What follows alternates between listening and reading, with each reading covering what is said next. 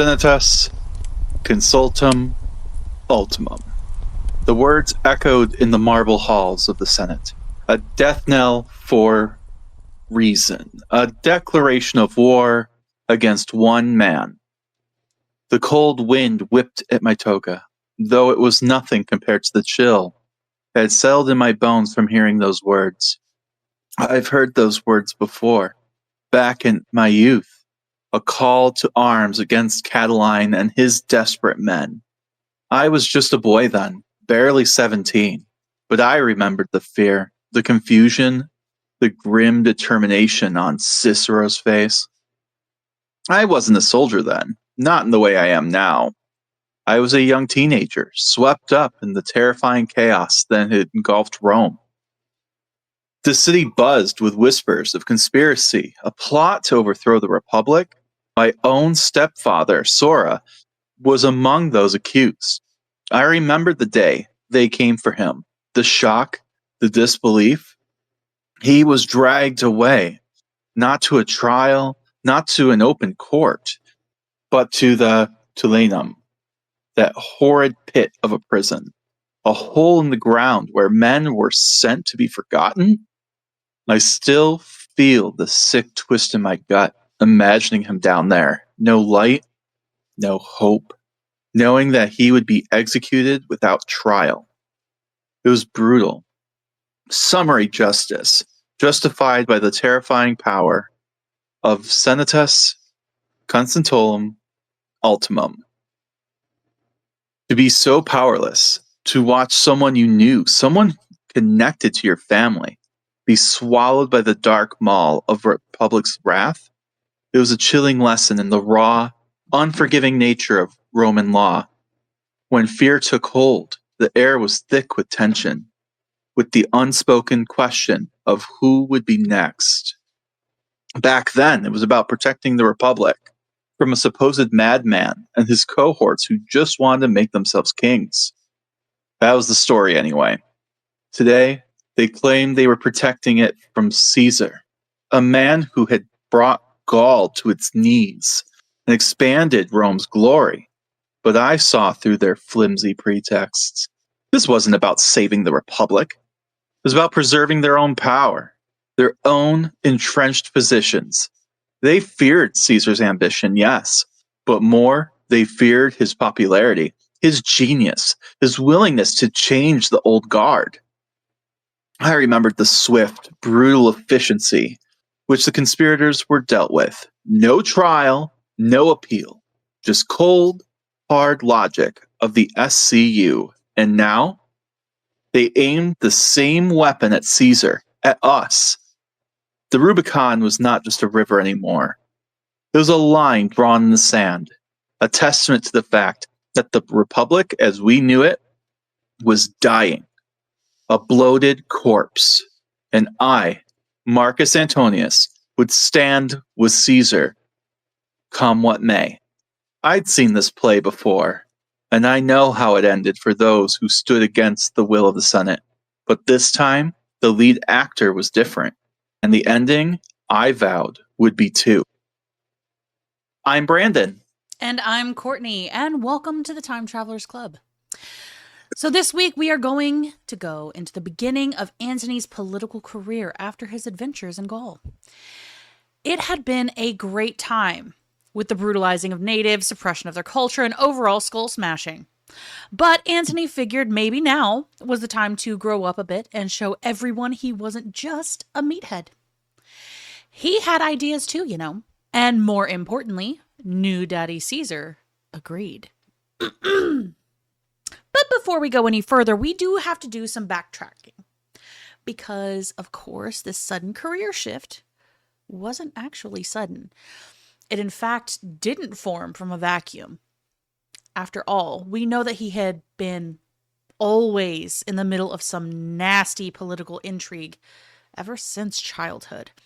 And in that time, it's logical that he would have made some friends, connections, and political enemies. Mark Antony and a man named Publius Clodius Pulcher had a complex and evolving relationship in the turbulent years of the late Roman Republic. Initially, they were associates and even friends, though this friendship was reportedly short lived due to Antony's reported weariness of Clodius's extreme behavior. Which should say something. If Mark Antony, party boy of the stars, guy who would vomit on the Senate floor because he was already wasted, declared the living incarnation of fucking Dionysus, is saying you're too much, maybe you have a problem. That is saying a lot. That really is saying a lot. Yeah. We need to self-reflect, bud. Dude, too far, too much, too far. Around 62 to 58 BCE, just before he went off to join the military, Antony was part of a circle that included Clodius. While some sources, like Cicero, portray Antony as a henchman of Clodius, others suggest their connection was more akin to a political alliance. Clodius, a charismatic and controversial figure known for his demagoguery and street gangs, likely played a role in securing Antony's first military commission as praefectus equitum under Aulus Gabinus in Syria around 58 BCE. This connection proved beneficial for Antony's early career. So this friend got him assigned as a prefect for the military. Yeah. Like that is a nice assignment. Well, I mean, and the thing is like that stuff still happens. It's who you know, right? I mean, when there's not just blatant nepotism at any given point at whatever industry, if you know, like, so say your dad happened to know, like, you know, he was a small business owner, but he golfs and he got to know some like local government person, right? Like a state senator or something like that, right? Mm-hmm. That's a good connection to have. And you do see that where, like, you know, like he knew someone's dad and got, hey, you know, this kid here, you know, you see this kind of move. It's who you know, right? And Clodius did know people, and, you know, there were people who were dissatisfied with the old Senate, even if they're not openly like Clodius is, you know, running street gangs and shit. But like street gangs, honestly, were almost mafia-esque, right? It's almost like this underground, like, political system going on. It's like, so you've got, it's like, yeah, it's good for Galbinus to know this guy too, because if they ever want to, I don't know, throw a little coup, you know, this is the kind of shit that's going on underneath, behind all the scenes. Oh yeah, and you know, power is power, regardless of where it stands. So, despite their initial association, the relationship between Antony and Clodius did not remain amicable. In 53 BCE, when Antony returned to Rome to stand for the quaestorship, Cicero, a staunch enemy of Clodius, even accused Antony of attempting to murder Clodius on multiple occasions. Ooh, that's like taking two birds with one stone, you know? Like, oh, absolutely. Honestly, for Cicero, brilliant, because I think a lot of the times, you know, you see a lot of this, like, well, they had to, like, the enemy of my friend, you know, is my friend, you know, or whatever. But like here, he's like, you know what? No, I'm going to play these. I can't stand either one of them. I want neither one of them anywhere near power. So I'm just going to pin them against each other. Done. Pretty much, like, just alter it as, wow, there's so much drama over there. I look so good here in comparison. But this suggests a significant shift in their dynamic from allies to potential adversaries. And honestly, like, just the accusations themselves, that's insane. That's freaking insane. The fact that he believed it, that tells me that their relationship over the last 5 years had soured somehow. Or maybe he's like, you know, he's been off to war shit. What is he? And now he's coming back. Maybe he thought he was just some meathead that he could control. And then when he realized Mark Antony wasn't that, I I don't know. I feel like he knew him long enough that he probably didn't think that. But like Mm-hmm. at the same time, when someone comes back from the military, right, they are hardened. He has killed people now, and clearly he's got ambition. Mm-hmm. What, and then also this culture and how it is. You know, even your best friend, you never know what people are capable of. I feel like honestly, it's sad that he could believe it. You know, It is sad. It is and sad. I don't blame him. Mm-mm. Perhaps the most significant, albeit indirect, connection between Mark Antony and Clodius Pulcher lies in the figure of Fulvia.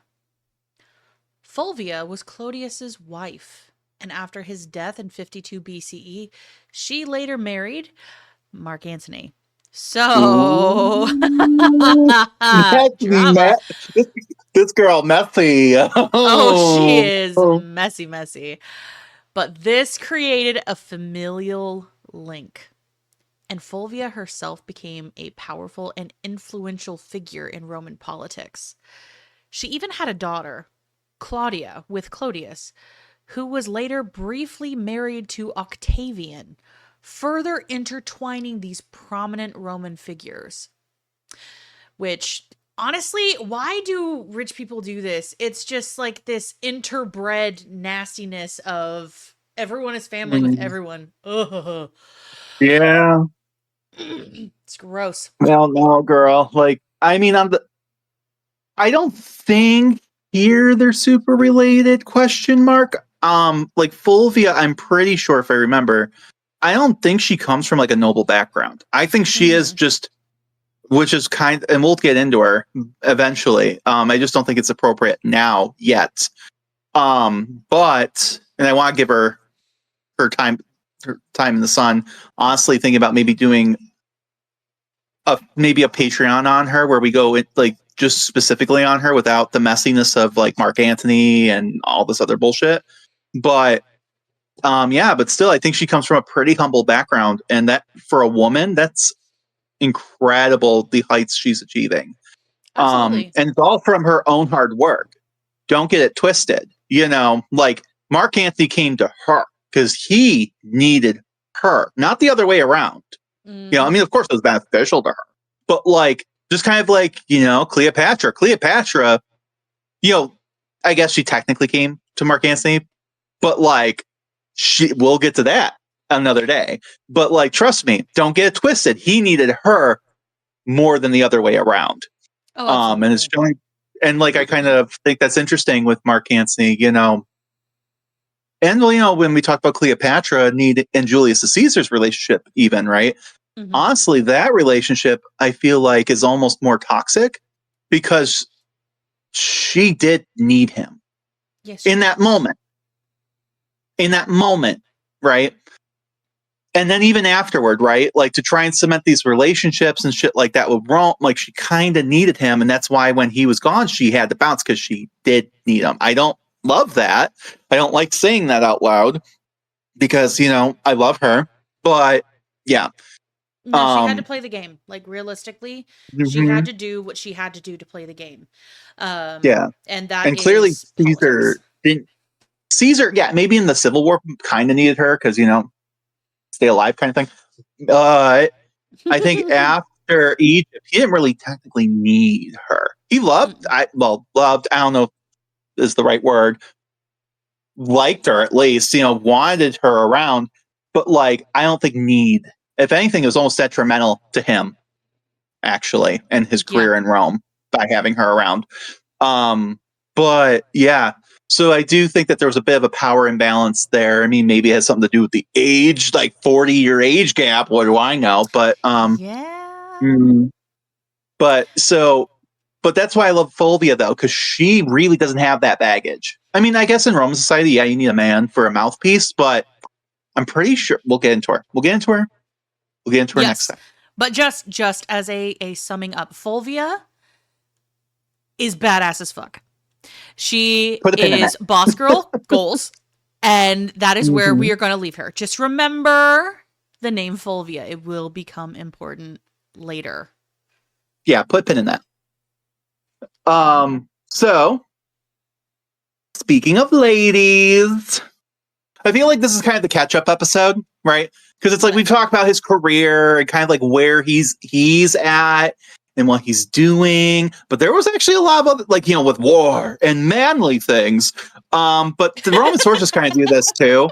It's like, oh yeah, and then he got married. Anyway, you're like, wait, what? It's like a footnote at the end of like a whole ass paragraph. Oh yeah, and then like 3 years earlier he got married. So in that tradition, this was not, that marriage with Fulvia is not even his first marriage. Yeah. Wow. So Mark, yeah. Oh no, he's got a history, girl. This may not even be his second marriage. He's like my mom. Damn! If you know, you know. Damn, If you know, you Antony, know. no! Oh God. So let's get into that. Mark Antony has had what some might call a complicated marital history. It reflects the turbulent political landscape, of course, of the late Republican Rome. Before his famous union with Fulvia, though, and then later with Octavia, and then Cleopatra, he had at least 2 earlier marriages that we know of. So Antony's first marriage, and this is where it's like, the sources are a little weird on whether they were really married or not. Some say yes, some say no, or it's kind of a question mark. But for our intents and purposes, we're going to say they were. Mm-hmm. So this situationship, was with a woman named Fadia. Now, she was the daughter of a wealthy freedman. If you don't know what a freedman is essentially a former slave who has gained freedom, right? Mm-hmm. And so they're essentially a citizen of Rome at this point, but they're always going to have this like mark of being wealthy. Some yes and no. It's weird because a lot of them are highly respected and actually kind of like eunuchs and stuff in other cultures later. There's actually this weird mobility they can have because they don't have like Roman in them, which is really weird. Some of them could like to be almost like the voice behind emperors and viziers kind of aspect. They become like Jafar. But yeah, you're welcome. But at the same time, and it's weird. It's almost like, see, that is the virtue of Rome. They went from a slave and picked themselves up by the bootstraps, and look at where they went. Yeah, it sounds familiar. But we can't make the same comparisons with slavery then in our plantation style slavery that was here in the U.S. That's not me excusing anything, because slavery's bad, yeah. And it was just as hard to get out of it, and they'd grind you to a pulp. It's still bad. It was still all bad. But with that being said, you're right. There's almost a little bit. It's like, okay, if I'm trying to go up the ladder, marrying someone like that, if it was political, would not necessarily be advantageous. If I'm just looking to be rich, well, that's fine. And remember, if you're wanting to be comfortable and everything, that's fine. But if you're wanting social standing, it's different. Right. Or at least a certain kind of social standing, right? Like you could be married to her and there's pillars of their communities, I'm sure, but like, are you going national? Let's think about where Mark Antony would be in this time period, right? If he was like in his teens, early 20s, he was fucked financially, right? We had already talked about from the day he was born, his family fortune was not great to begin with. And then you had all that bullshit that happened with his dad, his stepdad, and now he's got all this debt that's like dumped on him, right? They say he had a lot of debt. I don't know if that was just from him gambling and shit. That could be it. That was something people did. But it could also be that his family, like when your father died during these kinds of time periods, all of their debt would be dumped onto their child, the head of the house. This happens right up until modern times. I mean, Charles Dickens writes about it, for Christ's sake. I mean, that's what debtors' prisons were for, which is right up until like 100 years ago. Still happens today for a lot of people. But yeah, so I mean, that's if he can at least maybe get some money, that might have been why. It was of necessity. Okay. Now, according to Cicero, who we've already discussed, maybe a little biased. Okay. He did kill his stepdad after all. In particular, like Antony. This whole thing was used as a connection by this whole relationship apparently is attested to by Cicero. Mm-hmm. So on the one hand, I could believe it. Okay. I could believe it just based off of the background data that we know, right? However, it could also just be slander. Which, it's gross because he's suggesting that he married beneath his social standing. Yeah. Which, of course, is insulting this poor Fadia girl who's getting dragged into this for, if it's not true, for no fucking reason, right? But she's just a woman. Who cares? Right? Yeah. Yeah. But here's why it's debated by historians whether this was a formal relationship in the strict Roman sense or a less formal union that produced children. So he could have just been sleeping around with her. Mm-hmm. But in any rate, Cicero claims that Fadia and any children they had were deceased by 44 BC. So if there was a marriage, it might have been arranged to help Antony with his significant debts early in his career. But ultimately, we'll never know. We don't know much. We don't know anything about her or if there were kids, what their names would be. Not a thing. Yeah. So now we're on to marriage number 1 or 2, depending on how you look at it.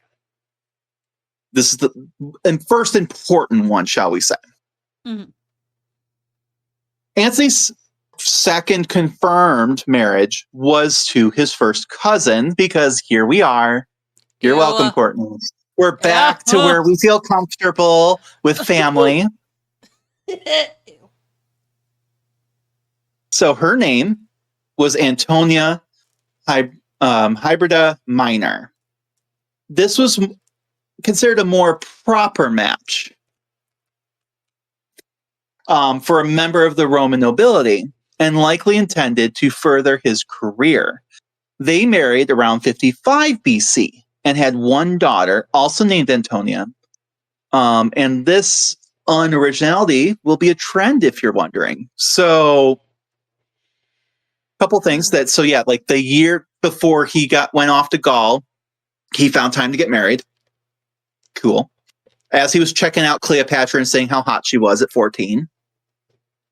Weird. Which is weird, but whatever. I had to do the math on this the other day. Because when we think of Mark Antony and Cleopatra, we think they're hot, they're young, they're tight, sexy bitches, right? And I think that we think, okay, they're gotta be pretty close in age, right? Like there might be a gap, but like, girl. How big is the gap? So, I mean, not as big as the one between her and Caesar, for sure, okay? But to give you an idea of why this is gross, when Mark Antony met Cleopatra the first time, and when I say met, it's not like they even talked to each other. It was like more likely because Galbinus was helping her dad, Pompey, remember all that? Mm-hmm. Pompey, I sound good. Ptolemy get control of his throne again, right? She is 14 years old. Yeah. And they're silent. It's probably she's there at the meeting and so is he, He's 29.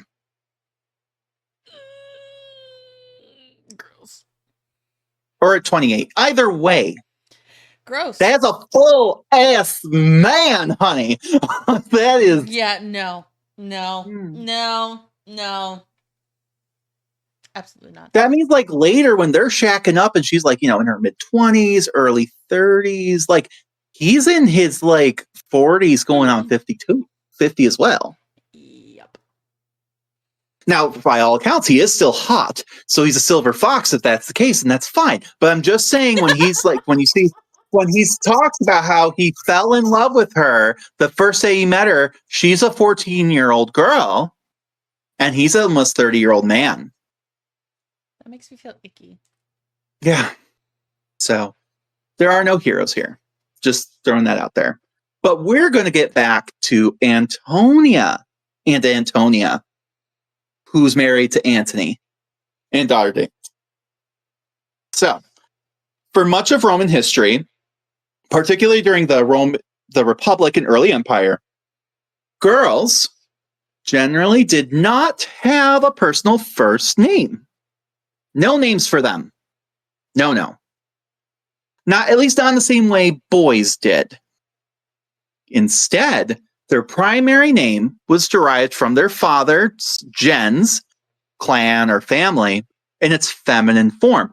Hence why Antony and his first cousin Antonia, right? Mm-hmm. Because they share, like, I'm going to assume his dad's brothers, the uncle, right? So that's their connection. Yuck. Right. So her name is Antonia. And well, what if there were sisters, you might be wondering, right? Mm-hmm. Well, we've got an answer for you. To differentiate between the multiple daughters who share the same name, because they will, various methods were used. If there were only two, you had an elder daughter whose gens, it would be insert, like, so in this case, Antonia, or we'll say Julia Meyer, or Mayor, and then the younger or minor. So you had the elder and the younger, right? This also could work if you had like a mom and one daughter kind of situation, right? Mm-hmm. But it's like the old one and the younger one. That's classy. That's so dehumanizing. God. Oh, it gets worse. It gets worse, honey, because now you're like, but babes, he's a girl dad. That's all he's producing out of there. It's just girls. Estrogen everywhere. What are they going to do then? Oh, we got an answer for you. So now they're numbered. So you would have prima, first, secunda, second, tertia, third, quarta, fourth, quinta, and so on. So a third daughter from the gens Claudia, right, would be Claudia Tertia, or the third Claudia. So Claudia's 1, 2, and 3. I hate that so much. I hate that so incredibly much. So they don't take the other thing, though, that's interesting, okay? Roman women generally kept their birth name after marriage, okay? So they did not take their husband's family name in the way modern women do. Like Courtney, if you and I got married, that would be a hell of a name, but you would be Courtney, if you wanted to, of course. You don't have to take my name, Courtney. But you would be, because we're modern like that. I'm gonna cry. Honestly, I might, if I was divorcing my husband and then like we got together, I might just take yours for the sake of signing shit would be way easier. But gotcha. If I was a strong, hetero-conservative man who demanded you take my name, you would be, of course, Courtney Polakowski Wheeler, right? Mm-hmm. Because I have a hyphenated name. You would cease to be Courtney Sanders. You are Courtney Sanders no more. You are now the spouse of me, right?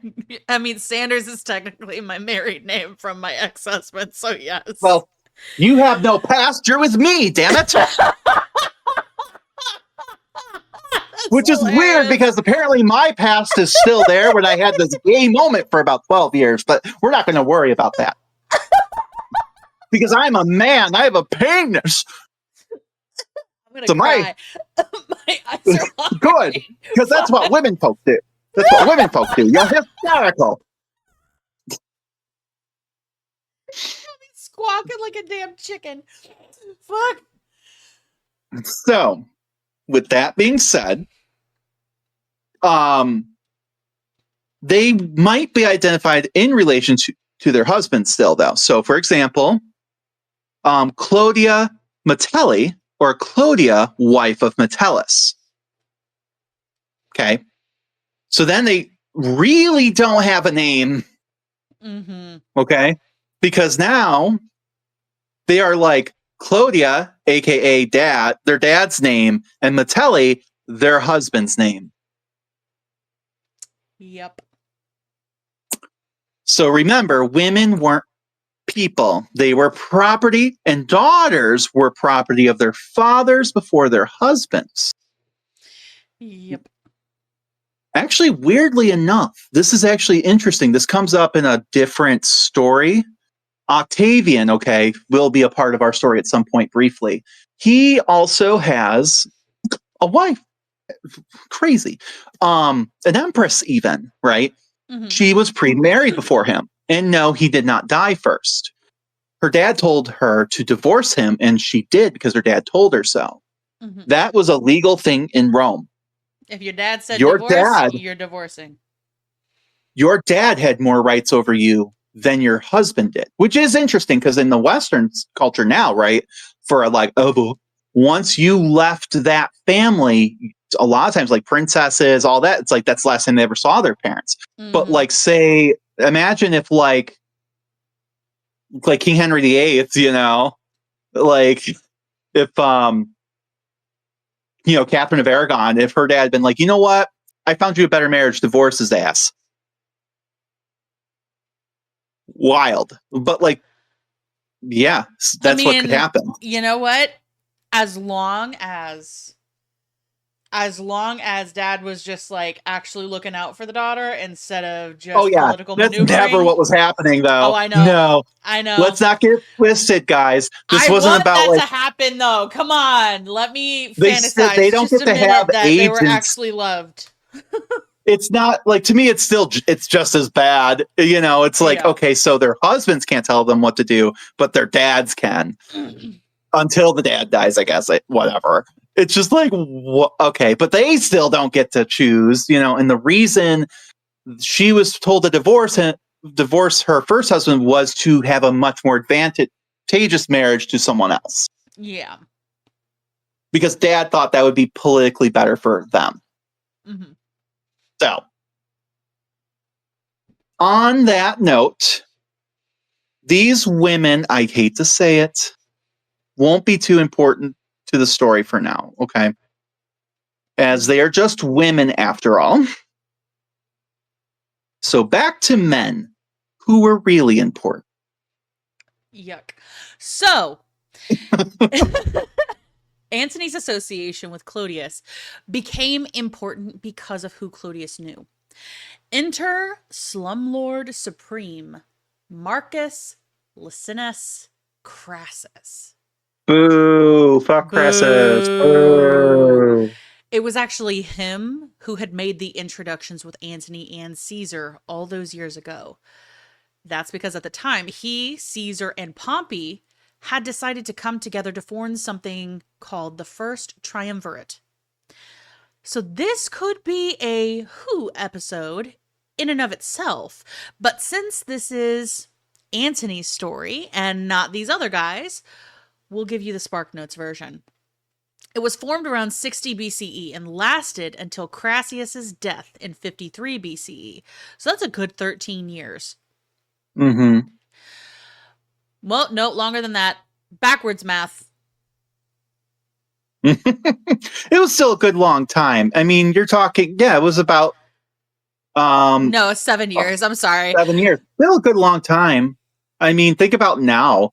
Like, imagine having the same leader or leaders in charge for 7 years. Now, I know this is going to be really hard for you guys to imagine, but imagine a group of people who control everything, right? Mm-hmm. Who maybe don't have the best intentions for you, but are really good at stirring up popular, like, sentiment, deciding to just kind of overhaul the entire government to suit their whims, Yeah. and how drastically that could change life in just 7 years. I know it's hard to imagine, but Super hard to imagine. Can't even fathom. But the triumvirate was not an official institution of the Roman Republic, but rather a private agreement forged out of mutual self interest and a desire to overcome political gridlock. Sounds what? very much like the What? federal bank, but I I digress. no, no, no. I wouldn't even say that for real. Think about what is the big. Okay, I'm sorry. We're going to diverge for just a minute. Was ever since you and I have been kids, right? Mm-hmm. At least for me, what has been the biggest complaint about the U.S. government?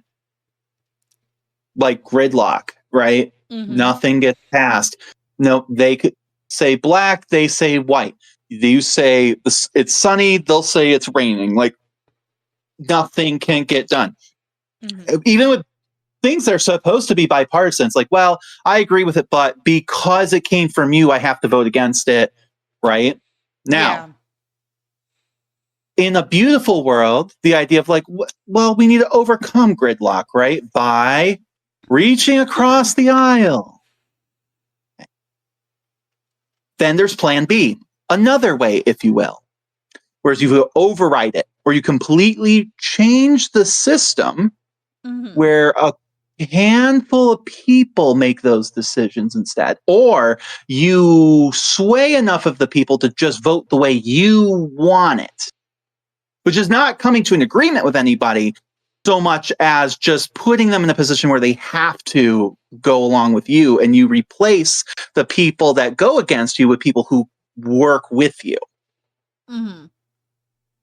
That's what we're looking at option 2 here right now. Yeah. But each member brought something unique to the table. New Daddy Caesar offered popular support and a burgeoning military reputation. Golden Boy Pompey had immense military prestige, vast wealth, and a loyal veteran base. And Slumlord Supreme Crassus, of course, possessed enormous wealth and influence among the Roman equestrian order. By combining their resources and influence, they aimed to circumvent the traditional political processes of the Senate and achieve their individual Hmm. goals, which included military commands, land for Pompey's veterans, and financial concessions for Crassus. Think a billionaire getting tax cuts. Well, for sure, Crassus is the Elon Musk of this story. Oh, Dead ass, for absolutely. sure, for sure. Absolutely. Like, tell me when to again. Tell us when to stop when this sounds familiar. I mean, come on. Mm-hmm. Mm-hmm. The triumvirate was highly effective in achieving its members' immediate objectives, but it also undermined the foundations of the Republic. Their combined power allowed them to dominate elections, pass laws, and secure lucrative provincial governorships.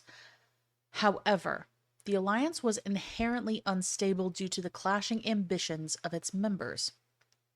Crassus was one of the most prominent and powerful figures of the late Roman Republic, often dubbed the richest man in Rome. His life was a testament to ambition, a shrewd understanding of Roman politics and economics, and ultimately, a tragic pursuit of military glory. Born into the distinguished gens Licinia, Crassus came from an old, respected plebeian family. His father, Publius Licinius Crassus Dives, had been a consul and censor. However, the family's fortunes took a hit during the civil wars of the 80s BC. Crassus's father and brother were killed by the Marian faction, forcing young Crassus to flee to Hispania.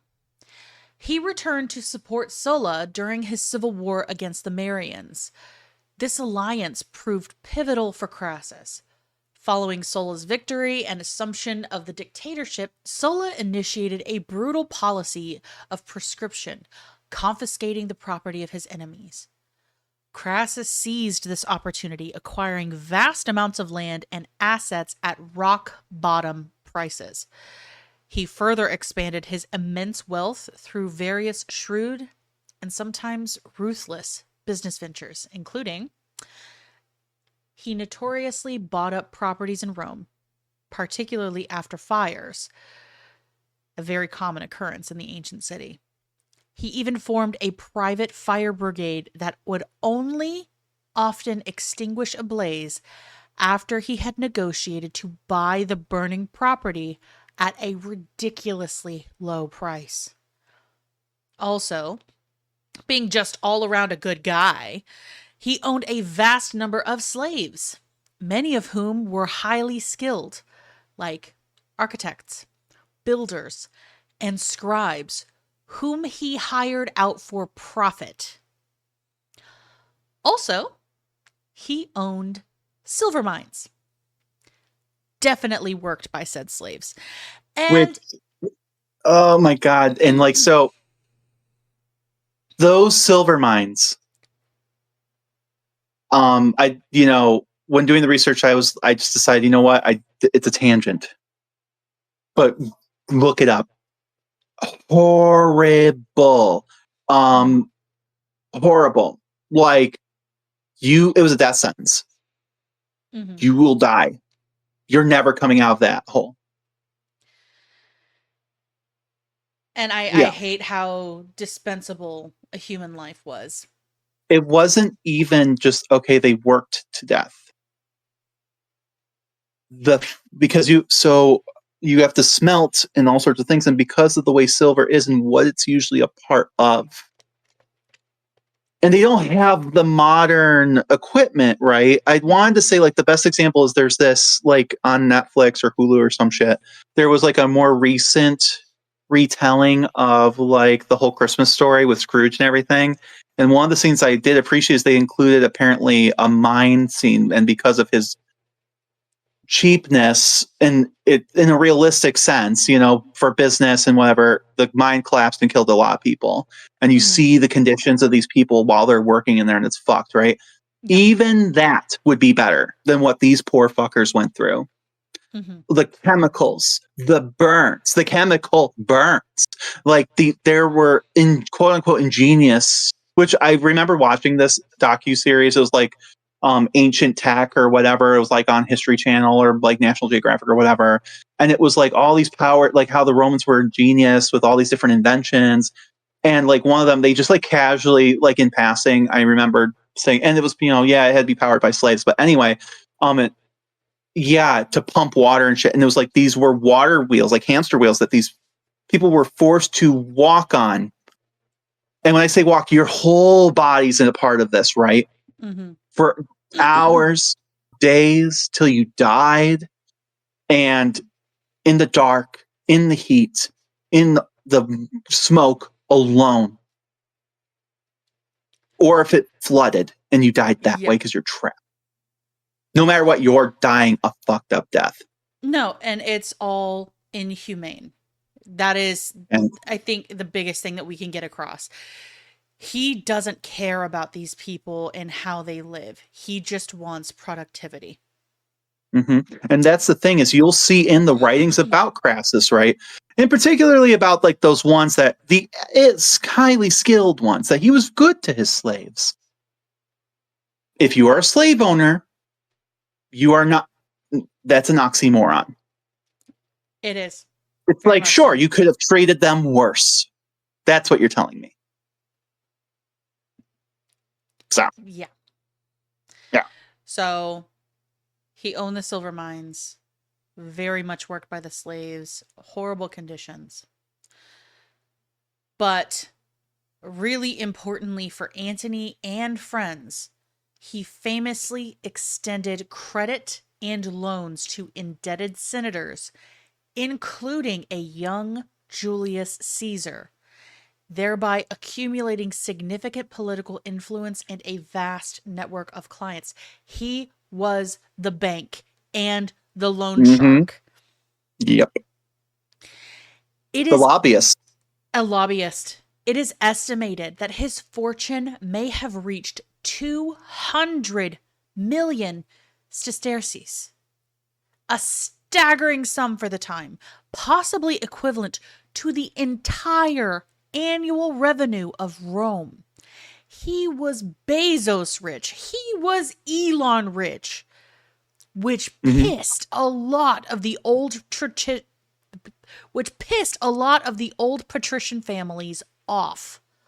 Yeah. And that's the thing. Like, he is so desperately trying to fit in with them. That is his weakness, right? He's already done better than them. And he doesn't even, it's like he doesn't even realize it. He still wants their approval, and he'll never get it. He'll never get it. He has enough money to overthrow that whole damn government if he really wanted to. But that's not the goal. He just wants to be one of the boys. He wants the recognition of the old guard, not to be nouveau riche. But also be a part of it. He's so desperate. Like, that's why he wants to be friends with Pompey and all these people. Like, and like frenemies, sure, but like desperately just wants their approval and like, you know what? You're one of us. That's what he wants to hear. Mm-hmm. And he's never going to, and he does not see it. Because to them, it doesn't matter how much money you have. If anything, it pisses them off more that you're even trying. They're pissed that you're richer than them. Peasant. You peasant. To them, he's no better than the slaves he's pimping out. And like, he doesn't see it. Or if he does, it just burns him. And he can't let it go. Honestly, tragic. I'd almost feel bad for him if he wasn't doing all these horrible things to people. But yeah, I'm so glad we've moved on from people like that. Yeah. Absolutely. I mean, boys' clubs don't exist anymore. Not like this, right? And people don't try to use their money to sway things and be a part of things, and right? Never. We don't do that anymore. We're civilized now. Right. Like it was like with the Great Gatsby. That's when that was over. Mm-hmm. Like when they had new money and old money, and Gatsby was just trying to be a part of the new old money crowd. At least Gatsby was likable. Yeah. A little bit. So, as we had kind of stated earlier, Crassus had begun his public career as a military commander under Sulla. During this time, he demonstrated military prowess in the Battle of Colline Gate, which secured Sulla's victory. And we talked a little bit about that during the Bloated Corpse episode. However, that was not his most famous military achievement. That would come later. Now, Courtney, have you ever heard of a little-known figure called Spartacus? Unfortunately, yes. I walked in on my mother watching the show that held the same name. Mm-hmm. Dicks everywhere. Dicks. I mean, they're probably everywhere. Part of me wants to. I probably was dicks everywhere, but I would still say truth is stranger than fiction when it comes to that story. Okay. Too much to get into today. Definitely I think going to be a Patreon episode at some point, just because again, a lot of the like background we would have built would have already been covered by this. So rather than try and dedicate a whole season to it, definitely worth at least a mini series or something. Because his story is fascinating. But we're going to give you the broad strokes, and we're going to give it to you from the perspective of Crassus. And why this is all important will kind of come later, right? Mm-hmm. But when the massive slave revolt led by Spartacus threatened, there was a slave revolt, fun facts, led by this guy called Spartacus. He was a gladiator from Thrace. There was apparently a priestess, Dionysus. She has no name. That's their name, apparently. That's cool. She fucked him. She banged him. And while banging him, told him that she had a prophecy that he was going to lead this whole army and deliver his people. It's kind of like the Moses story, but with more sex.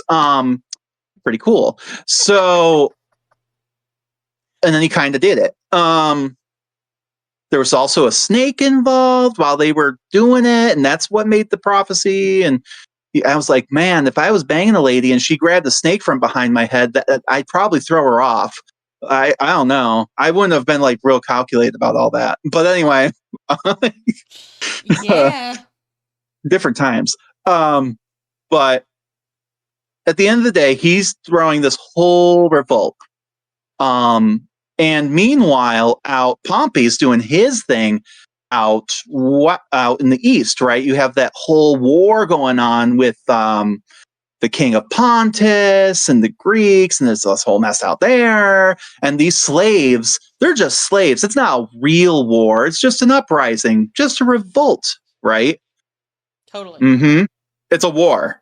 It's a war, but they don't want. That's why we call it a rebellion. Anyway, the Senate, after the Romans they sent a couple people out there, right? Because they don't send serious people out there. They send send Johnny Fucknuts. He'll take care of it. We're going to throw the good people out where it really matters, right? Yeah. And they get whooped every time because these are trained people. These are people with tactics and skills, and honestly, more of a reason to fight. Absolutely. Because they will not go back. And it's more than that too. It's not just slaves. It's also like Crassus, they have these large farms, right? We talked about that in the Bloated Corpse episode, if you remember. Mm-hmm. These huge plantations, right? So it's peasants, shepherds, all these people who are being displaced, and the farm slaves, right? They're all looking at each other and go, why the fuck we should go join these guys, Mm-hmm. So they're starting to turn the local populace too, which Crassus has a stake in. Okay. So after several embarrassing defeats of their own forces, eventually they entrusted Crassus with its suppression. Crassus took a decisive action. He rebuilt discipline in the Roman legions, reportedly using something called decimation to punish cowardice. Now, do you know what, Courtney, do you know what decimation is? It sounds like getting destroyed, but what is Crassus's definition of decimation? So decimation, actually, the Roman definition, where when we talk about someone being decimated and like totally destroyed or whatever, that's where this comes from, but not. You'll be surprised. So decimation literally comes from the term of 10. So one, like deca, like 10. So decimation meant you would punish your troops, okay? Or I guess if you caught another army, you could do this, right? It's 1-10 die. You kill 1 in 10. So you would go 1, 2, 3, like fucked up duck, duck, goose. Oh, and you really don't want to be goose. Fucked up duck, duck, goose. Oh, no. I like to think that this is just only no facts, just vibes. I like to think that's where that came from. But it's like duck, duck, goose, bam, and you're dead. But probably not. But I like to think that. And I also like to think of Crassus skipping, going like duck, duck, duck, goose, and you're dead. Also, I feel like if it's that predictable, it's like 1 in 10, right? And you're all in the line, I would just like you could just do the math and be like shit and just like switch with someone, or I don't know how it all worked, but that is the definition. So essentially, these people he was calling cowards and weren't working hard enough or whatever, right? 1 in 10 died. That means that if Johnny Fucknuts over there isn't doing his job, you could get killed. Not even him, you. So that means everyone's going to start. It's going to, in theory, make everyone. It's self cleaning. You know what I'm saying? Because I'm not going to get killed for you. Get back to work because I'll be damned if I die because you won't fucking do your job. Yeah. You know. It is group punishment.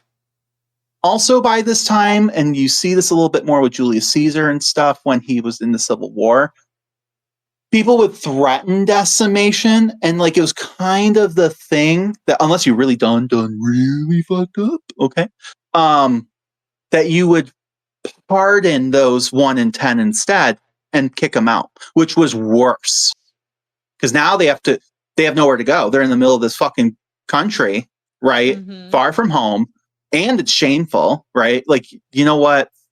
You're just fuck it. I'd rather just not have you around. Just get out of here. I'm just so disappointed in you. Damn. Oh, you're right. And so there's that. But then there's also like, please take us back. Please, we are so far from home. We'll do better. Please don't leave us behind. You know, that was kind of the way things were done. But Crassus is going old school with this by this point, right? And he legit killed them, which sounds, like I said, counterproductive. Like you're going to kill 1 out of 10 of your forces. That seems bad when you're about to go fight someone. You need everyone you can get. But if it's dead weight, that's what you do. And also it means what's left is really going to tighten up so they don't fuck up again and police each other. So these forces he's leading eventually corner Spartacus's forces. And long story short, it's actually really intense. There's the Alps, there's lady warriors, that's pretty cool. There's where they they're like zip lining down mountainsides and shit. It's pretty intense stuff. But we're not doing all that today. Ultimately he lost. He did. Want want. But that's not good enough. So Crassus has a fun idea.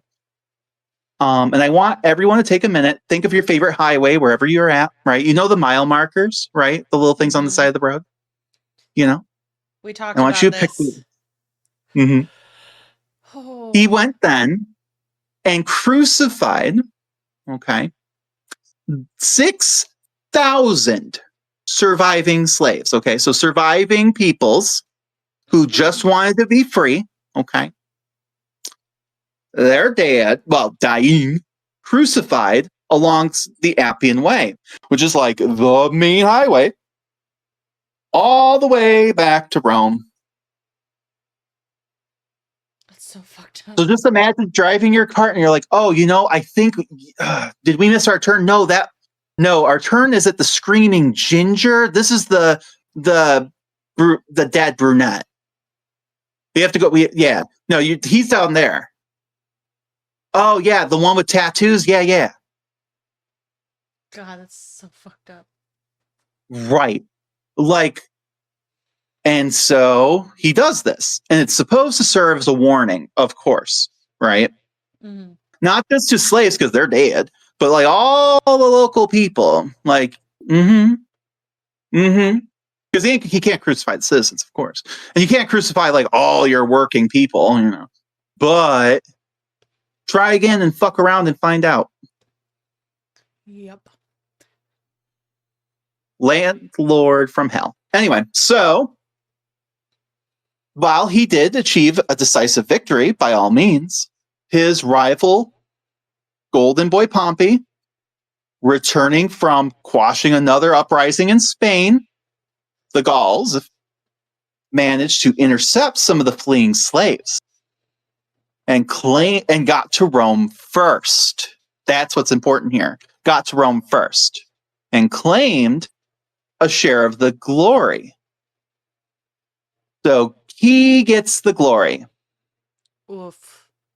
And part of the reason he gets that glory is because he's busy dealing with real problems. Foreign enemies, not silly slaves. Yeah. So, yeah. That sucked for him, I guess. I don't feel terrible for him, but whatever. So that goes to fuel some rivalry between the two of them. Then they go on a little later and he shares consulship with Pompey in 70 BCE. during which they worked to dismantle parts of Sulla's constitution. Which, maybe for the best, because Sulla was kind of a tyrant, Mm-hmm. But he would serve a second the important one here is he's going to serve a second consulship with Pompey in 55 BCE. Okay? Mm-hmm. This is just before he comes back, Mark Antony comes back from Egypt, and just before he meets Caesar, who's in Gaul right now. Mm-hmm. Speaking of, that brings us to the forming of the first triumvirate with Julius Caesar in 60 BCE, with Julius Caesar and Pompey. Crassus is, like we said earlier, the Elon Musk of this relationship. He's providing the wealth and, I guess, political connections, which is through wealth. Because he is a normal person, he is able to go between better, right? It's these old patrician families. It's like they have alliances with people whom they may not even like anymore, but because their dads have always been buddies, they have to be buddies with those people and not like those people. But Crassus is, because that's his strength. He doesn't even realize it. That's his strength. He's fluid enough. He can go between people. He's not bound up in all that, but he wants to be one of them. Yeah, but so Caesar needed financial backing and a clear path to consulship, and Pompey provided military prestige and influence. While Caesar and Crassus generally saw eye to eye, because Caesar's a little lower to the ground, He's a part of a patrician family, but like a poor noble family, if you will. Yeah. I mean, Antony's his cousin, and they're considered plebs. Yeah. So, but Pompey and Crassus have all this baggage in history, and Pompey thinks he's better because he comes from a good family and all this other shit. Yeah. So they have a deep rivalry and often clash for preeminence. So, now, despite his immense wealth and political power, Crassus craved the military glory that rivals like Pompey and Caesar had achieved. Tell me stop when this sounds familiar, by the way. Rich, old, white guy wants the military prestige. It's the one thing he doesn't have, so therefore he's going to play general. Okay? Yep. Following his second consulship, he secured the proconsular governorship of Syria in 54 BC. Essentially, this allows him, when you're governor, it's not that, you're running shit. You are doing that. But you also get a bunch of money from it. It's not, you get to reap a lot of those taxes, and that's your right. Mm-hmm. Okay? That's why Caesar, they kicked his ass out, sent him to Gaul. Like, we'll make you a governor of Gaul and Hispania, of Gaul. And it's like, that wild savage land, good luck, buddy. And he turned that shit around, and then it became huge. And they're like, fuck, now he's super rich. But like Syria, that was where it was supposed to be at. You fight the Persians, the ancient enemy. You're at the frontier and all this other crap. And there is the Silk Roads and all that going through. So it is worth it. This was a strategic choice on that note, as it also positioned him to launch an invasion of that wealthy and powerful Parthian Empire. Parthian is this era's Persian Empire, okay? You have the Achaemenids, you have the Parthians, and then eventually it becomes like the Persians and the Abbasids and everything else, okay? But so when you think, what the hell's the Parthian Empire? Just think Persia, and you're close enough for the story, okay? Mm-hmm. Rome. This was Rome's formidable eastern enemy, east versus west, blah, blah, blah. So, this is going to surprise you. Ignoring warnings and sound strategic advice from his military advisors who have more experience, And equally driven by a thirst for triumph and perhaps even more wealth. Again, tell me when to stop. Crassus embarked on his ill-fated Parthian campaign in 53 BCE. His army consisted of 7 legions. A lot of people. Mm-hmm. This army was lured into the Mesopotamian desert near Carrhae. There, the heavily armored Roman legions designed for close quarters combat, okay, were utterly outmatched by Parthian horse archers and cataphracts, which are heavily armored cavalry, okay? Like it doesn't matter how well trained they are, how much armor they have. These are people on horseback. Yeah. And they're going to be flying around them, just racing around them, throwing arrows, and then being finished off by heavy cavalry. Like, they didn't stand a chance. And they aren't familiar with these tactics. And they're in the open. You're screwed. Agreed. Right. So the Parthian superior mobility and constant barrage of arrows decimated, in our sense, the Roman forces. The Battle of Carrhae was a catastrophic defeat for Rome. Crassus' son, Publius, who had served, not Publius. I just, every time I see pube, I see pube because I'm a child. But fun fact about our Publius, he had also served under Caesar in Gaul. So he had survived all of that Gaul campaign with Caesar, but dies when his dad's in charge. That should tell you something about why Crassus shouldn't have been leading, but whatever. He's dead. He's dead. Just because he can make money does not mean that he is a good leader. You know, it is a sense of irony, justice, though, and you're going to see why, right? Mm-hmm. This is where greed and not listening to people gets you, okay? When you think you can do anything. And that's fine to have confidence, but this is arrogance, right? Where pride will eventually bring you. Crassus himself, under immense pressure from his remaining desperate troops, he was pressured to negotiate. And I would dare say, maybe in a mental place. He just watched his kid die due to his shitty choices. Right? Mm-hmm. We're not even talking about the money hemorrhaging in this and all this other crap. Because he's funding this, right? Mm-hmm. So there's that. These armies, right, are being funded. The reason a lot of these politicians go into debt is because they're the ones leading armies and stuff, right? So they have to take loans out to raise an army. You don't have like a national army, at least not yet. With later empire, you will. But during this time, I think we maybe touched on this. We did. But yeah. But just to remind you, that also tells you how rich this fucker was. He funded his own army, which is wild. But he's being forced to negotiate, okay? And to meet with the Parthian general Surena. During the parley, a skirmish breaks out, though, and Crassus is killed. Okay. That is the official story. That's what we know. He did. Okay. He somehow did. Mm. But here's the fun. We're going to tell you the fun story. Okay.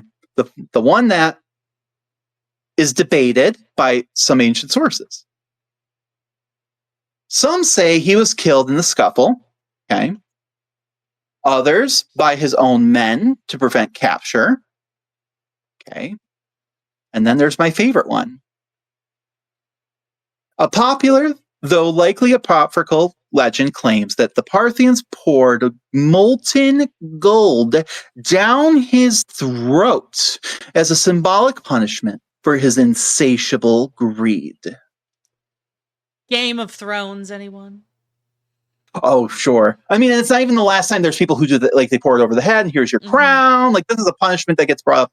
And it's usually like an Eastern culture does it to the Western whoever. Okay. And so it is kind of a trope. But I do love this story, especially with him in particular, it is a good, if nothing else, even if it's not true, I do think it's a good metaphor, right? Oh, it's an incredibly Look at the life fantastic he metaphor. lived. He was just never satisfied. Never. And he thought made everything right. Mm-hmm. He thought he could just pay everything off. And you know where it led him? His son dead and him swallowing gold, the thing he loved most, apparently. I mean, who doesn't love a good deep throat? Whoa! I don't think Bubba was in any emails here, but you know. Yes.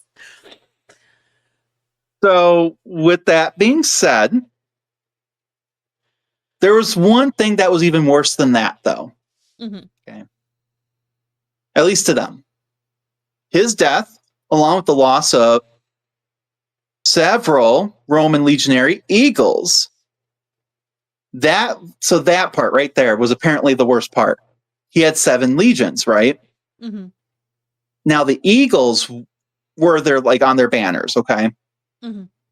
And you were supposed to defend that to the very end, right?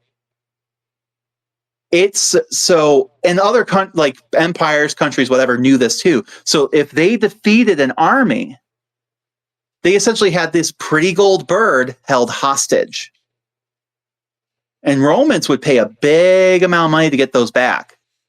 Because until they came back, it served as a reminder of their humiliation. Damn. So he lost 7 of them. Oh my God. He lost 7? Yeah, which not good. You know, it's not No, like there's very much not hundreds good. of legions at this point, you know. There I don't know the exact math, but like it's like this is a significant amount to lose. And you can't, okay, well we'll just make a new 7th legion. No. Until you get the eagle back, you can't form it. So you have to skip over those until you get it back. Yeah. So yeah, he's not going to be remembered well by the Roman people, is what I'm telling you. Yeah.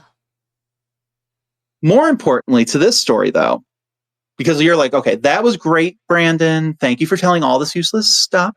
But what has this got to do with Marky Boy? That's who we're talking about. Mm. Well, supposed listener, shut up and I'll tell you. God. Don't ADHD shame me. There's a reason. More importantly to this story, the death of Crassus removed the crucial balancing force between Caesar and Pompey, which seems weird, right? You're like, I thought Crassus and Pompey didn't get along. You're right. And that's with 3, you had this balance because then Caesar kind of relied on both of them. Okay. Mm-hmm. And he also kept them from ripping each other's throats out. Yep. And when he's out in Gaul, and it keeps them at bay from fighting each other because they need to work together to make sure he doesn't get too powerful. It's a checks and balances, sort of, right? It is. And now so even though he didn't get along with Pompey and all that, and Pompey and Caesar kind of did, Crassus is gone. So now this young hotshot doesn't owe a ton of money to this guy, and he's making his own money. Mm-hmm. Meanwhile, and he's like young-ish, and popular. And Pompey's starting to look a little old. And he doesn't have any new things under his belt or anything. So now there's no check. So this is going to ultimately to a direct confrontation between the remaining triumvirs. Caesar's glory in conquering Gaul had further served to strain his alliance with Golden Boy Pompey, who, having grown jealous of his former ally, had drifted away from Caesar and towards Cato and his allies. The domestic political situation in Rome was tense, with multiple politicians leading large street gangs. So, very territorial. Mm-hmm. Two important ones were led by Clodius and his rival, Titus Annius Milo. In Titus 50, Aeneas. Sorry.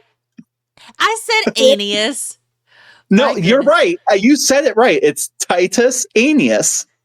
Oh, that is such a I just, terrible name. I It's love that. in 52 BCE, with elections unable to be held by the gang's open violence and obstruction from radical tribunes, Milo encountered Clodius on a road outside of Rome, both with entourages, which ended with Clodius's death. The violent ad hoc funeral held for Clodius resulted in widespread rioting and the destruction of the Senate House, the Curia Hostilia.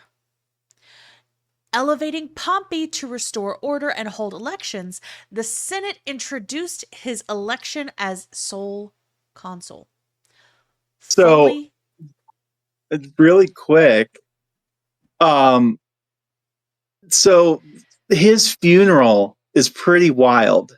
Okay. Mhm. Um, since Julius Caesar's assassination, we're going to go into more detail, and I guess it's not really spoilers because I mean, just crack open a book for Christ's sake. Et It's tu, not Brute? a secret. I think right. So he gets stabbed. Okay, fine. Not quite the same dramatic, like on the Senate floor kind of thing, but he gets stabbed a lot, right?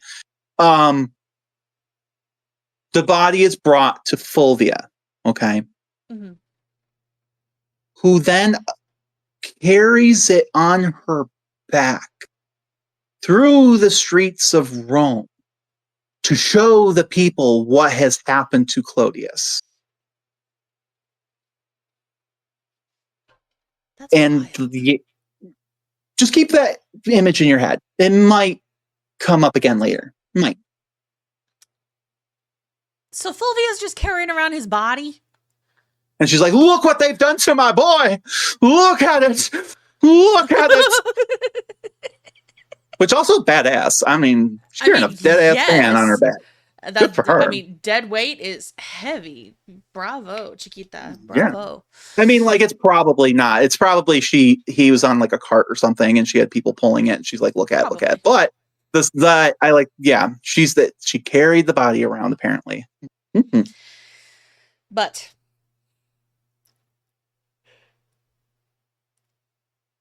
fully secure in his political position, Pompey distanced himself from Caesar over the following years. As we talked about last time, Antony remained on Caesar's military staff until 50 BCE, helping mop up actions across Gaul to secure Caesar's conquest. With the war largely over, Antony was sent back to Rome to act as Caesar's protector. With the support of Caesar, Antony was appointed to the College of Augurs, an important priestly office responsible for interpreting the will of the gods by studying the flight of birds. All public actions required favorable auspices, granting the college considerable influence. Antony was then elected as one of the 10 plebeian tribunes for 49 BCE. In this position, Antony could protect Caesar from his political enemies by vetoing actions unfavorable to his patron. The So plebeian. he's in charge of the signs. He's in Uh-huh. charge of the street gangs. He's in charge of the vetoing anything. Like, I mean, think about that. Very mob boss, right hand man. Yeah, but like also, I mean, this Mm-hmm. is like what happens when you overthrow like these systems of checks and balances and put your own people in there who go along with you. It's a dangerous tale, folks. Dangerous. It really And is. we might be rooting for our boy here, but it's not cool in the sense No, of justice. absolutely not. So, the plebeian tribune, or tribune of the people, was the first office of the Roman state that was open for the plebeians and was, throughout the history of the Republic, the most important check on the power of the Roman Senate and magistrates. These tribunes had the power to convene and preside over the concilium plebis, the people's assembly, to summon the Senate.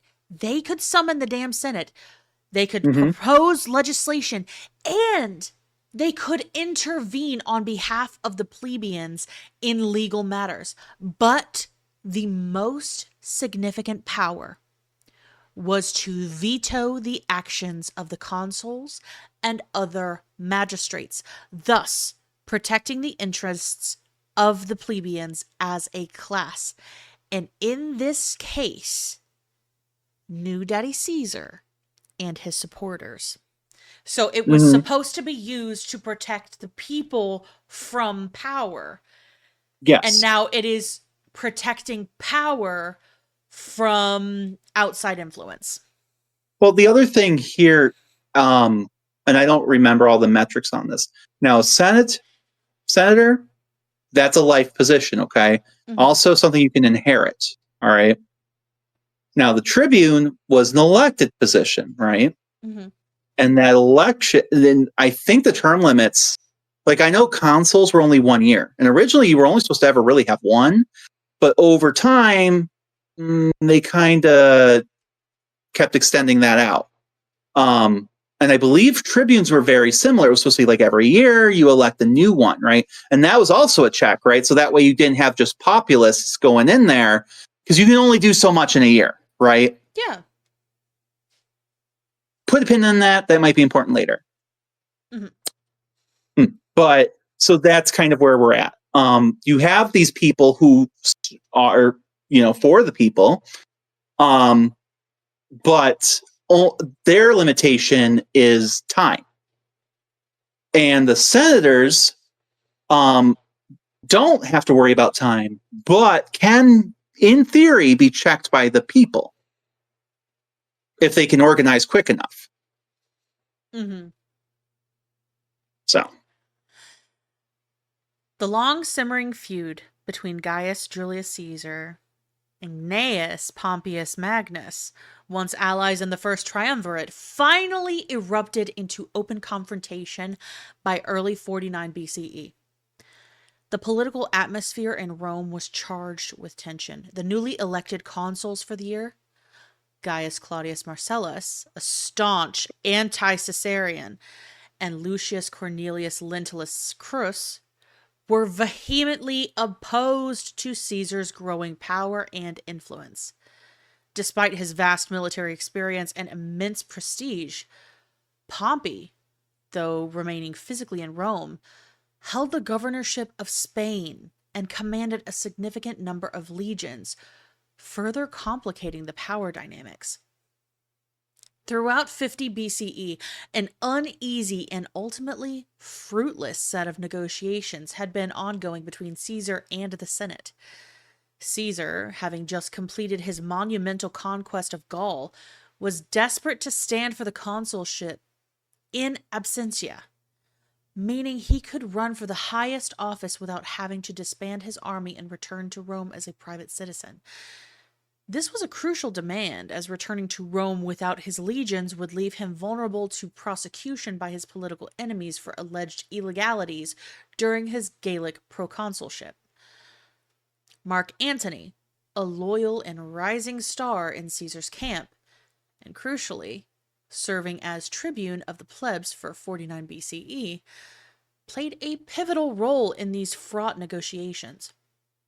He consistently championed Caesar's cause within the Senate.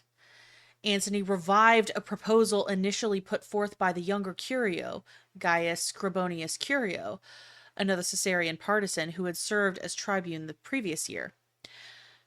This bold proposal suggested a grand compromise, that both Caesar and Pompey simultaneously lay down their commands and return to the status of private citizens.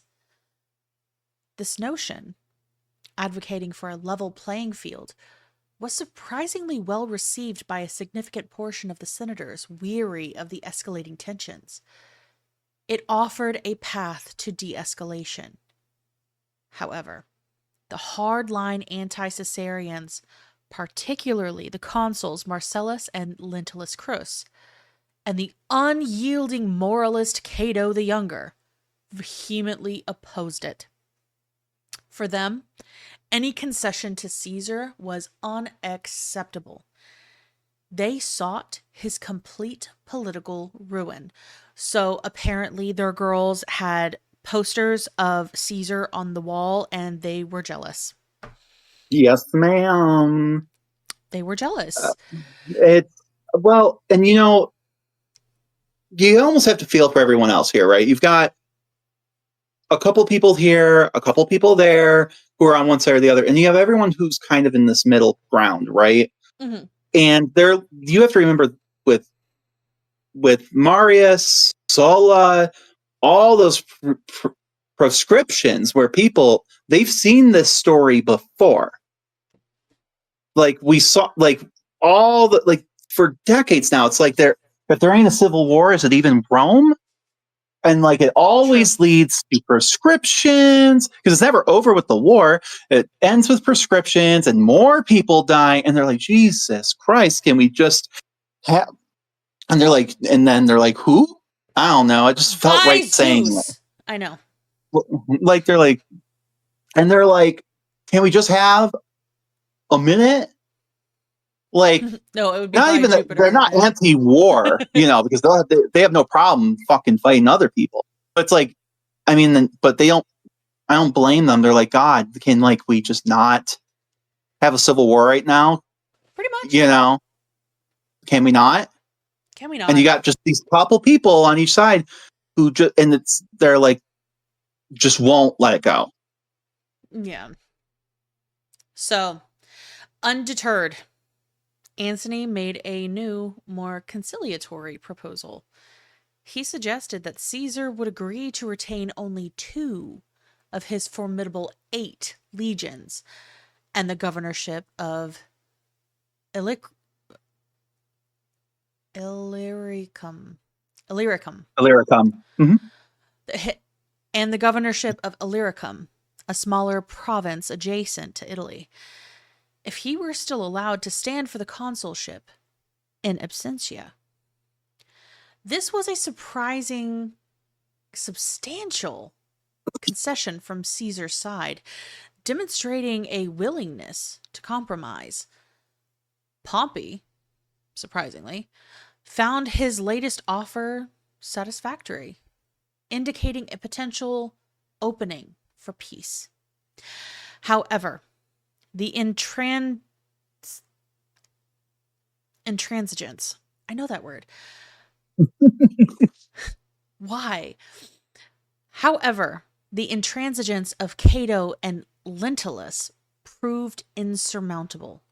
They refused to back down, insisting on Caesar's unconditional surrender of his command.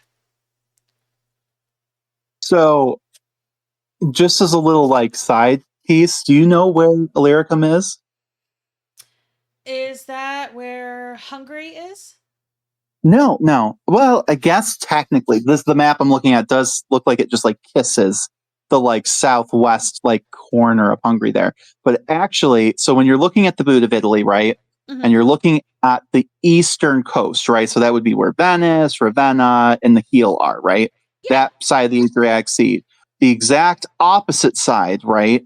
Mm-hmm. Today, that would be Slovenia, Croatia, Bosnia, and Herzegovina, Montenegro, at least half of Albania, parts of Serbia, Kosovo, and that little bit of Hungary. Yeah, that whole section was known as Illyria, or Illyricum.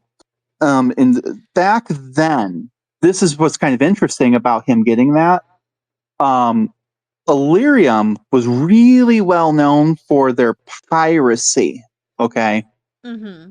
um, like they were like Pirates of the Caribbean before Pirates of the Caribbean. Okay, this was that pirate community that, or at least one of them, that Pompey was sent to go take care of a long time ago. Oh, okay. So I do find that interesting that essentially they gave him a governorship of this. A, it's a lot closer to Rome. B, it's part of that whole Mediterranean like network, right? They're also really known for their metalworking and weapons manufacturing. Mm-hmm. feels like that's going to be important later. Quite possibly. You know, right? So that just fun facts. So with that being said, I feel like sometimes when we say like Illyricum or like some like we know roughly where Syria is, right? Because it still has the same name. Egypt, Yeah. of course. Hispania. I mean, I think we can take a wild guess of what we're talking about, right? And then like Gaul. I mean, it's big, but we roughly know it's like Belgicum and things like it's like that's in Belgium. Okay, get it. But then you got like Illyrium. Where the hell is Pontus? Where the hell is that? Some I people wish don't they know had kept the Anatolia. old names because they're so pretty. Well, like they changed because the people changed. Like I know. Illyrium was like the Greek and like Illyricum being the Roman, but those people now are Slavic peoples. Like they don't have that language, so they don't call it the same thing.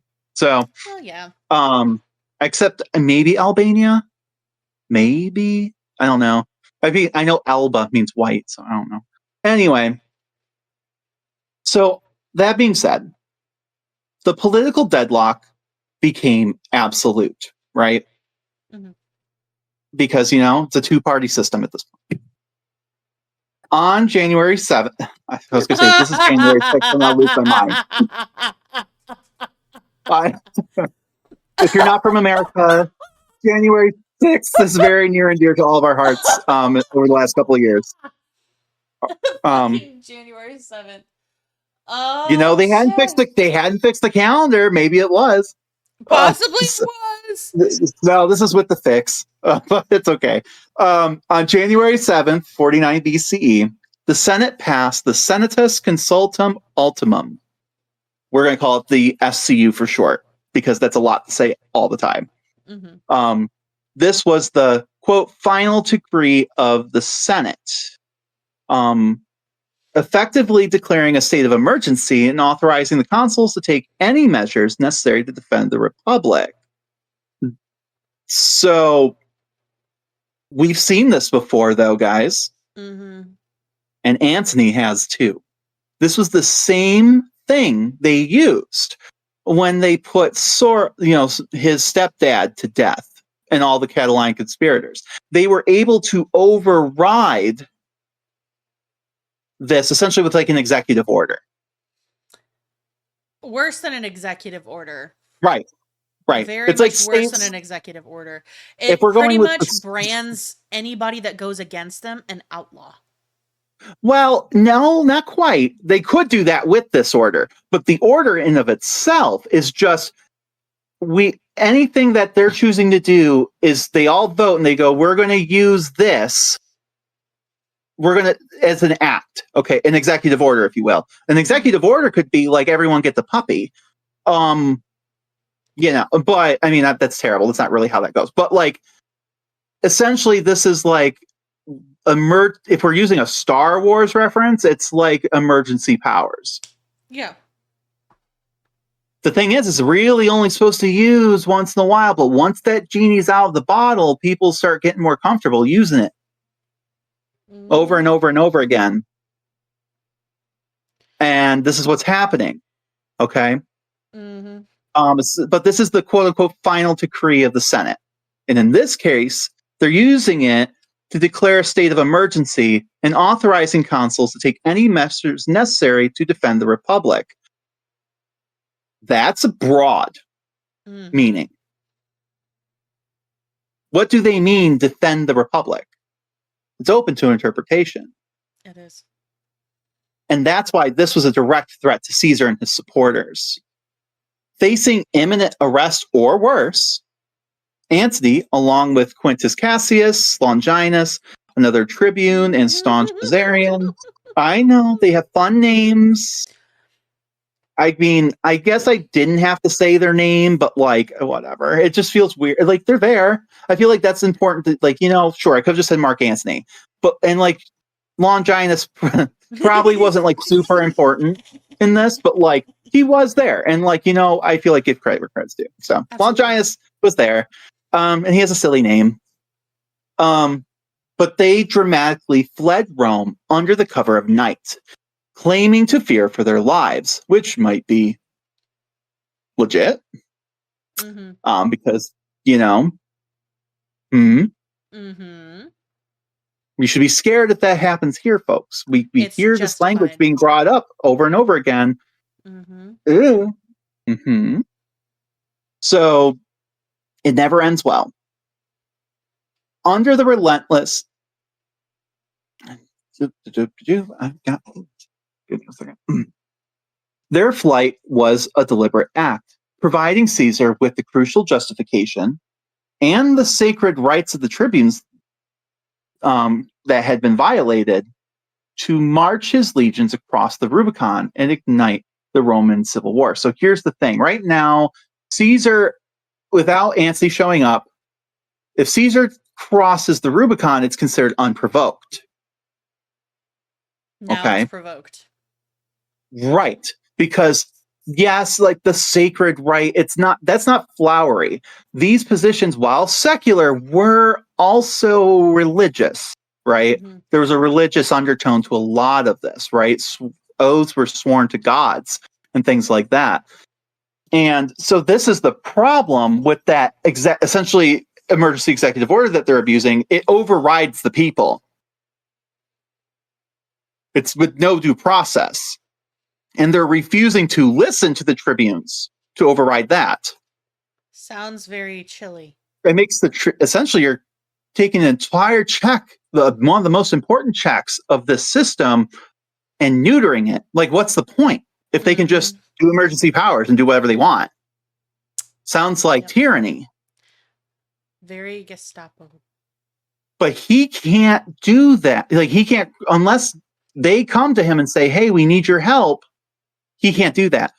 And it's all about, at the end of the day, he was going to probably either way, but this gave him the reason and in the public's eye support.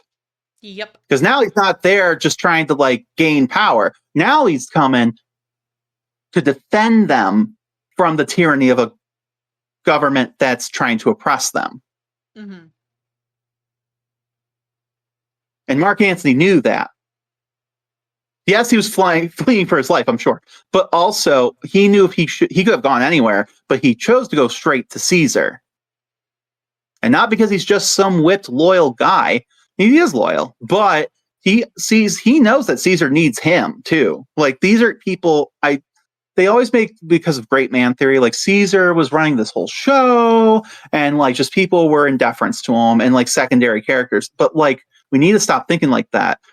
Mark Antony's in his mid-30s at this point. He's a whole ass man. Okay. Mm-hmm. Like, he can make his big boy choices on his own, daddy issues aside. And while he highly respects Caesar, like, he knows Caesar needs him too.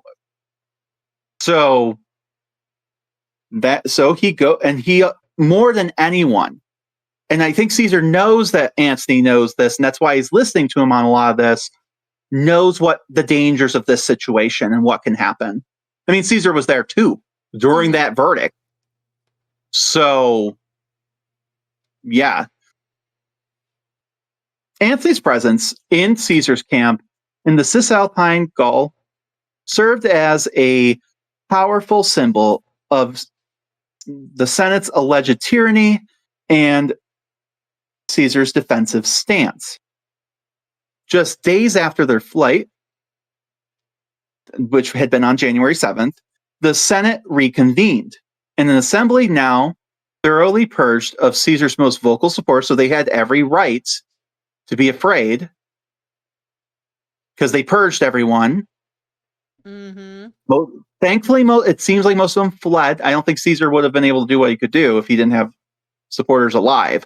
But that was the plan, was to get rid of them one way or another. Okay. Mm-hmm.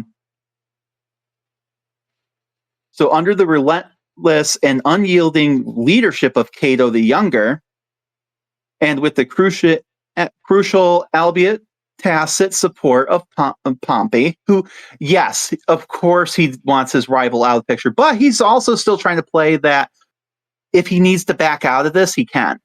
Mm-hmm.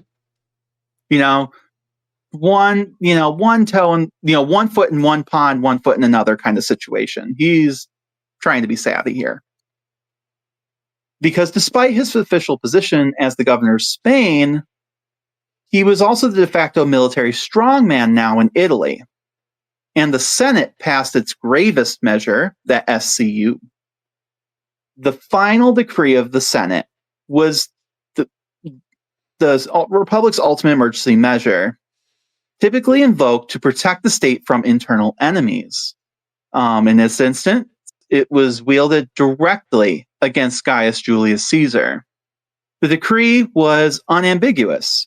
It explicitly stripped Caesar of his proconsular command in Gaul and Illyricum, and unequivocally ordered him to return to Rome as a private citizen and stand trial.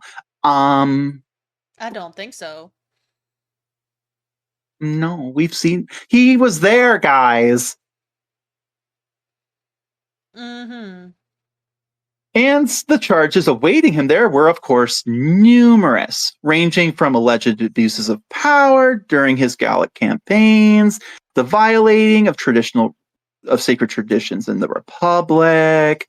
And I mean, that's not to say this isn't true. Honestly, I'm sure it was. For me, the problem is, look at the pot calling the kettle black. They all are doing it. Yep. They're just scared because they're worried for their own jobs. That's what's upsetting them here.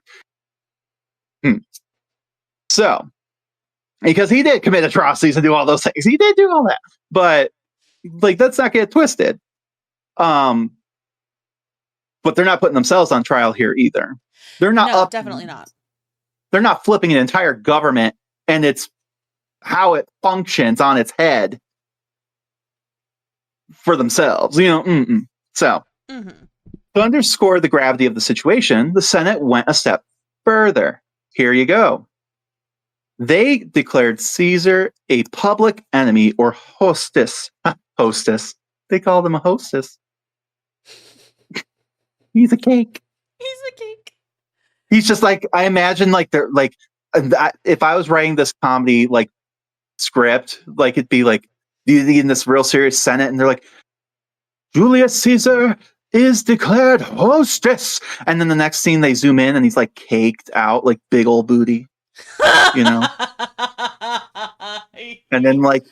then all of a sudden, like, he itches it. SNL skit. I need this as an SNL skit so bad. And he's like itches it, and someone's like, something wrong? Like, I don't know. It just feels like someone's saying my name, keeps itching his ass. Anyway.